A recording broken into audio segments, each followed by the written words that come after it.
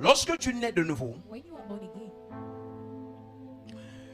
voici ce que Dieu fait par son esprit.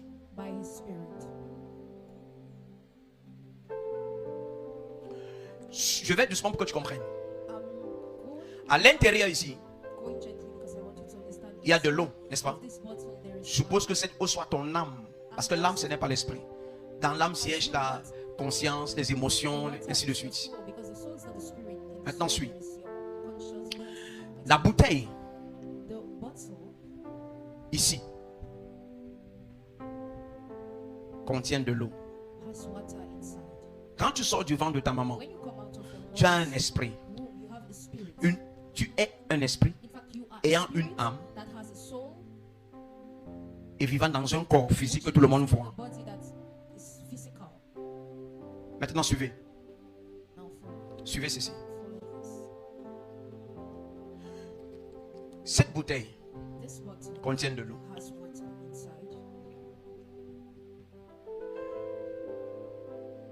Cette eau, c'est ton âme. Le résultat ou la résultante de l'éducation que tu as reçue en famille. L'éducation de l'environnement dans lequel tu as grandi.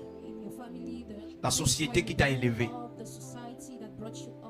L'école qui t'a bâti. Les amis que tu as fréquentés. La langue que tu parles. Ou les différentes langues que tu parles. Tout ceci constitue ton âme. Dans l'eau qui est à l'intérieur. Quand tu nais de nouveau, voici ce qui se passe. Cette bouteille qui est ton esprit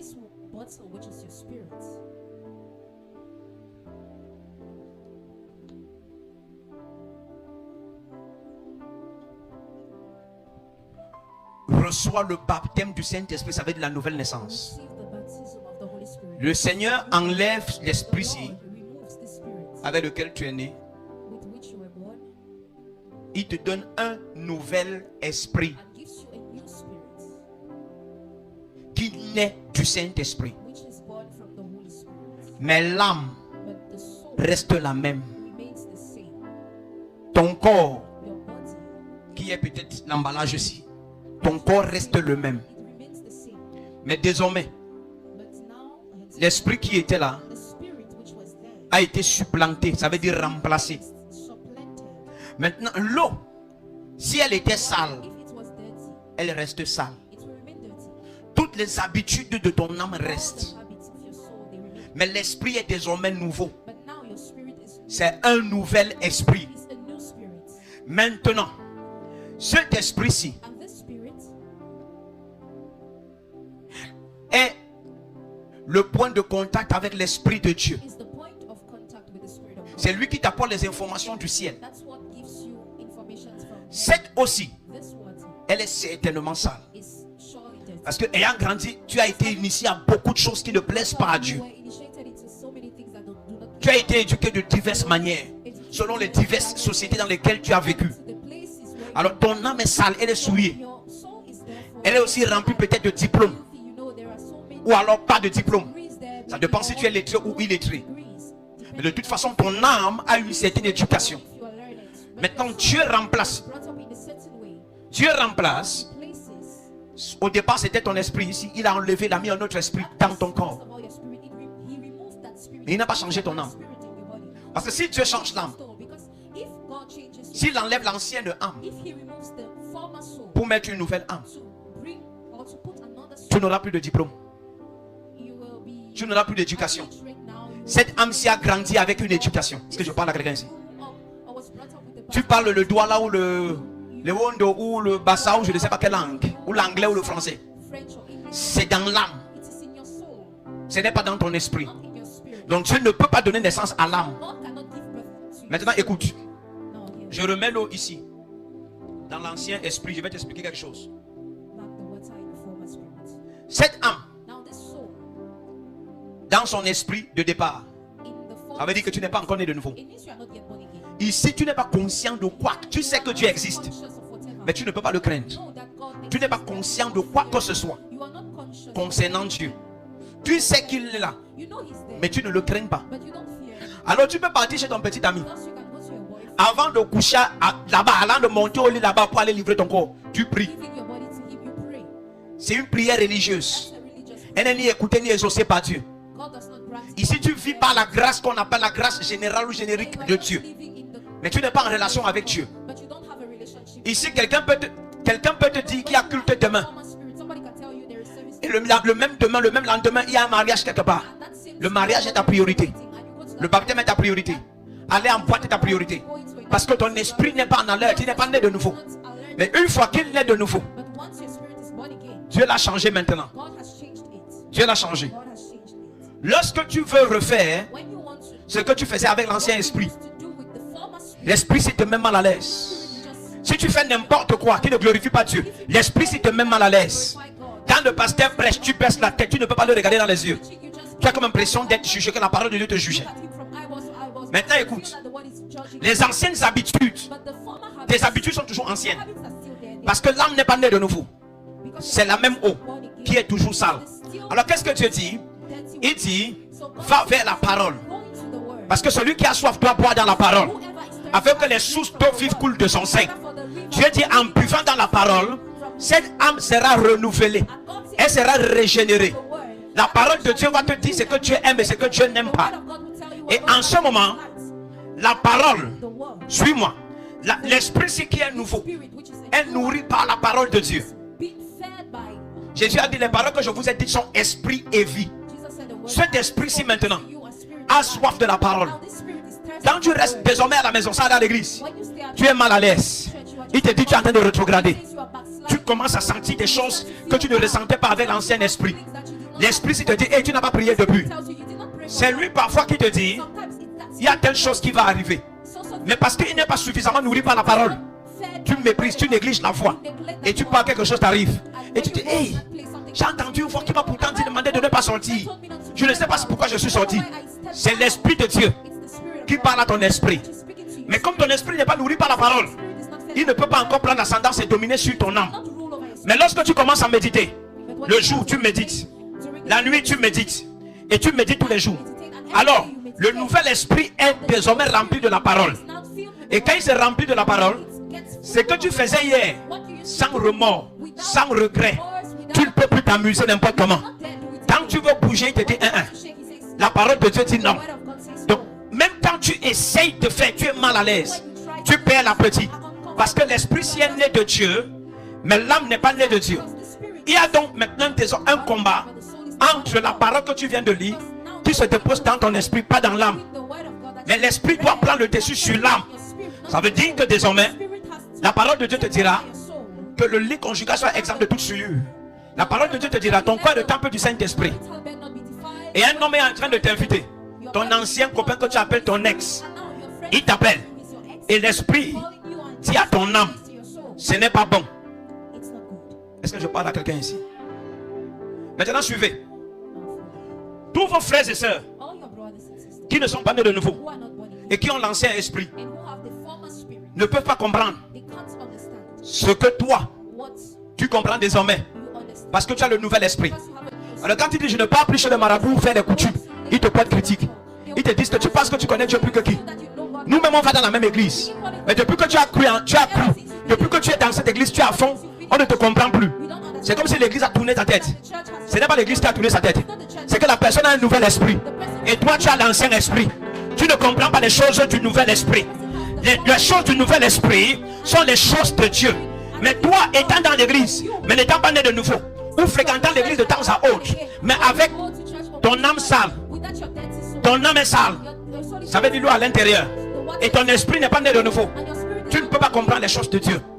Quand on dit il y a culte, tu dis le chef de famille a organisé une réunion, on doit être à la réunion, et la personne s'y sait que la parole de Dieu lui dit désormais, sortez du milieu d'eux. Il y a quel rapport entre la lumière et les ténèbres? Sortez du milieu d'eux. Et toi ton esprit n'est pas né de nouveau, les membres de ta famille ne sont pas nés de nouveau, ils n'ont pas l'esprit de Dieu. Tes camarades de classe ne sont pas nés de nouveau, tes collègues ne sont pas nés de nouveau, ils ont l'ancien esprit et leur ancienne âme. Ils vont critiquer ton esprit. Maintenant, souviens-toi que ton âme aussi n'a pas encore été régénérée.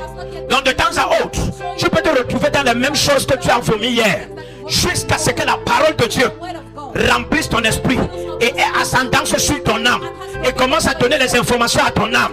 Ça veut dire à tes nouvelles habitudes. Tout d'un coup tu fumais, tu allais chez ton petit ami, mais désormais tu ne vas plus là-bas, tu ne fumes plus, tu es constamment à l'église, tu ouvres tellement la Bible et on dit le prophète du corps a mangé ton cerveau. Ce n'est pas le prophète du corps qui a mangé son cerveau, c'est que c'est son esprit qui a désormais soif des choses de Dieu. Il dit si vous êtes né d'en haut, t'es convoité dans les choses d'en haut, pas les choses d'en bas, pas les choses de la mort, pas les choses de l'enfer. Tout d'un coup, celle qui t'invitait par le whisky, les pastis, et je ne sais pas quel autre nom du whisky, tu lui dis je ne suis plus là-bas, parce que la parole de Dieu dit malheur à celui qui consomme des liqueurs fortes, et tu n'es plus là-bas. Et elle dit désormais on ne marche plus avec toi. Holy Ghost a mangé ton cerveau. Si Holy Ghost n'a pas mangé son cerveau, c'est que la personne a un esprit que tu n'as pas encore.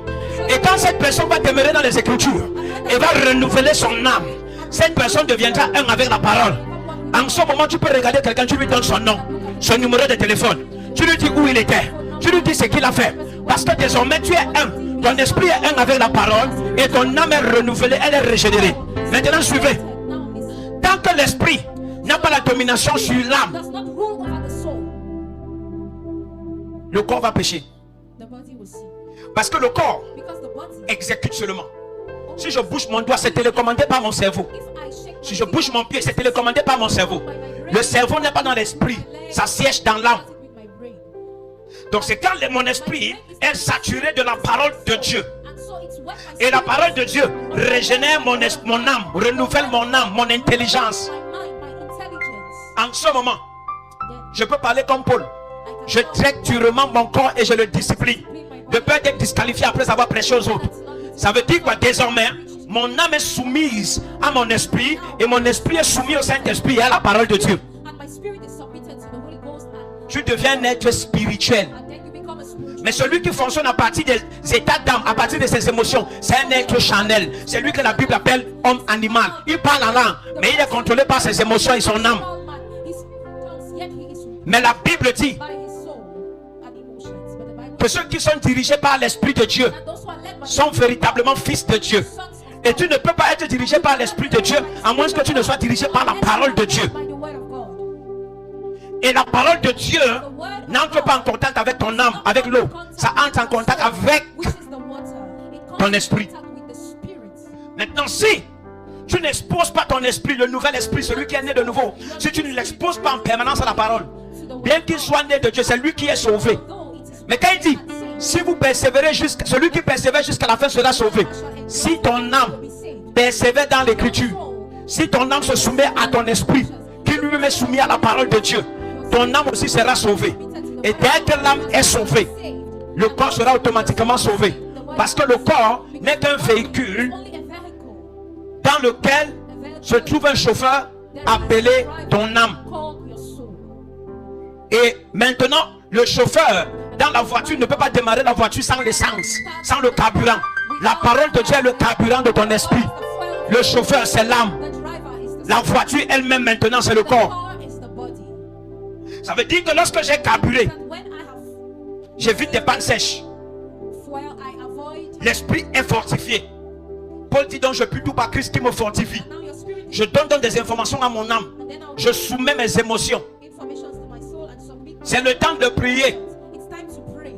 Et pendant que je prie, et mon mari prie, ou bien et ma femme prie, parce qu'elle aussi, son âme est régénérée par la parole. Elle ne te dira pas à l'heure de la prière que moi j'ai un froid, viens m'embrasser. Elle n'est pas contrôlée par l'émotion. Lorsque tu diras que je ne peux pas faire les traditions, les gens qui ont l'esprit qui est né de nouveau vont comprendre ce que tu dis.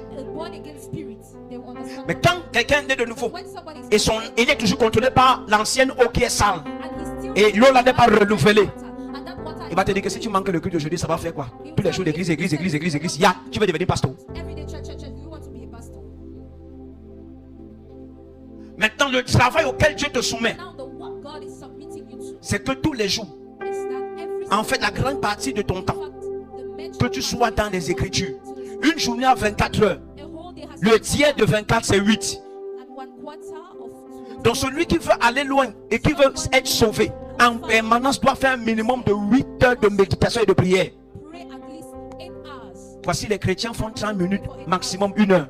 Même quand tu fais 2 heures, tu ne peux aller nulle part. Même quand tu feras 3 heures, tu n'iras toujours nulle part. Tu n'as pas compris. Il y a quelqu'un qui est en train de comprendre ce que j'explique là. Tu vas rentrer, revoir ta vie de prière, de méditation, ta vie de lecture. Parce que l'esprit est sauvé. Mais l'âme sera sauvée si l'âme se renouvelle. C'est pourquoi il dit: ne vous conformez pas au siècle présent, mais soyez transformés par le renouvellement de l'intelligence. Vous êtes ici et vous avez confessé Christ, vous êtes né de nouveau. Mais comprenez une chose: pourquoi tu as l'impression que les anciennes habitudes te contrôlent toujours? Tu veux toujours aller avoir un ami, une amie, aller à l'auberge. Tu es toujours colérique. Depuis que tu es né de nouveau, tu ne laisses rien tomber. Tu aimes les calomnies, tu aimes les médisances, tu aimes les problèmes. Quand quelqu'un te fait X et Y choses, tu dis: je ne te dis plus bonjour. Ça, ce sont tes anciennes habitudes. Avant de naître de nouveau, tu te comportais de la sorte. Maintenant que tu es né de nouveau, écoute, je ne vais pas te condamner. J'ai un conseil pour toi. Expose-toi à la parole.